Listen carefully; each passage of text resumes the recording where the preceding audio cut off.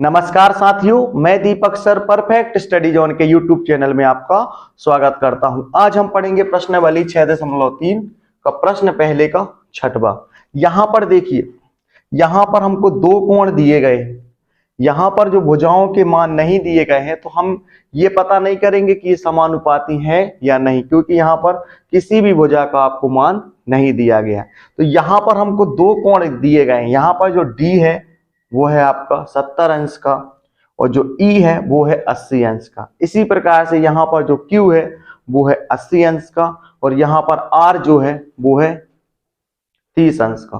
तो यहाँ पर हमको तीसरा कोण हमको ज्ञात करना पड़ेगा सबसे पहले। इसके बाद हम बता पाएंगे कि ये समरूप है या नहीं। तो देखिए, त्रिभुज के तीनों कोणों का मान जो होता है ना वो होता है 180 अंश, जिसमें से हमको 70 अंश भी दिया है और 80 अंश भी दिया है। सबसे पहले हम यहाँ पर कोण एफ का हम मान निकालेंगे। तो किस तरीके से हम यहाँ पर कोण एफ का मान निकालेंगे? यहाँ पर आपको दिया है 80 और यहाँ पर आपको दिया है 70।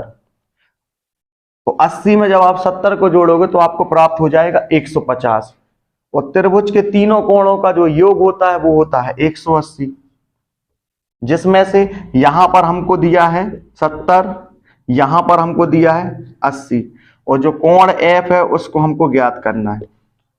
तो इन दोनों को हम आपस में जोड़ेंगे तो हमको प्राप्त हो जाएगा 150। यहां पर आपका कोण एफ और यहां पर आपका हो जाएगा 180। तो हम इनका पक्षांतरण करेंगे तो हमको प्राप्त हो जाएगा 180, 150 इस तरफ आ जाएगा तो ये माइनस का हो जाएगा। इस तरीके से हमको प्राप्त हो जाएगा कोण एफ 30 अंश का।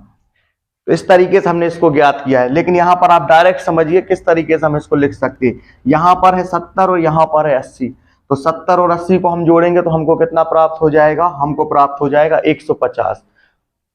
और यदि हम 150 में यदि हम 30 को जोड़ेंगे तो हमको प्राप्त हो जाएगा 180। तो यहां पर हम लिखेंगे 30। इसी तरीके से यहां पर समझिए, यहां पर है आपका 80 और यहां पर है आपका 30।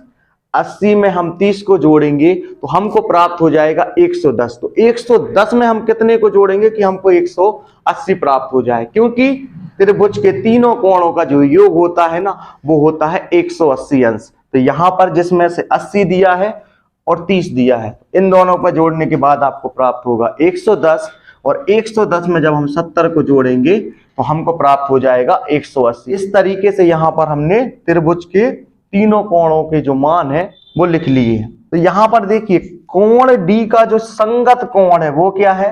कोण पी।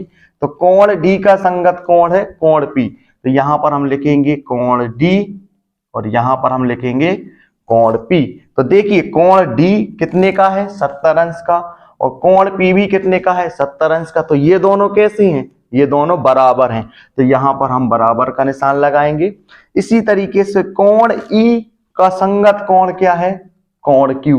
तो यहां पर हम लिखेंगे कोण ई और यहां पर हम लिखेंगे कोण क्यू। ये दोनों भी आपस में कैसे हैं? ये दोनों भी आपस में बराबर हैं। क्यों?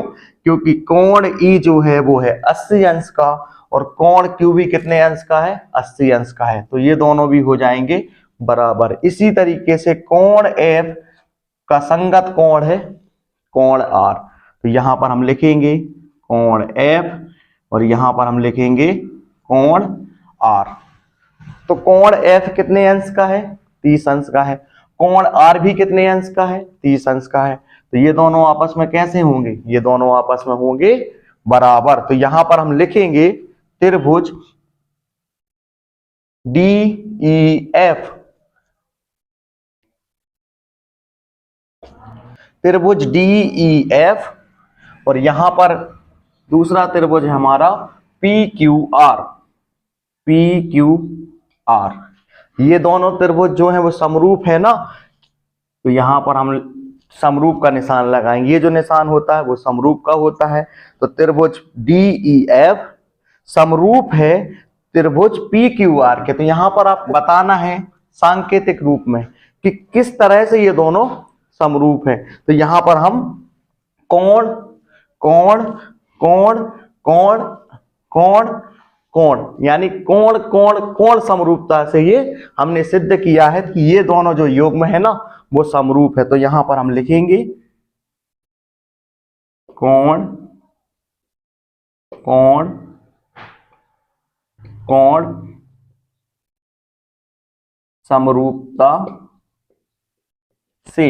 इस तरीके से ये वाला सवाल जो है वो हल हो चुका है। आपको क्या करना है, वीडियो को रोक करके अच्छी तरह से नोट्स कंप्लीट करते जाइए। यदि वीडियो पसंद आया हो तो वीडियो को लाइक, चैनल को सब्सक्राइब और शेयर करना ना भूलें। मिलते हैं अगले सवाल के साथ।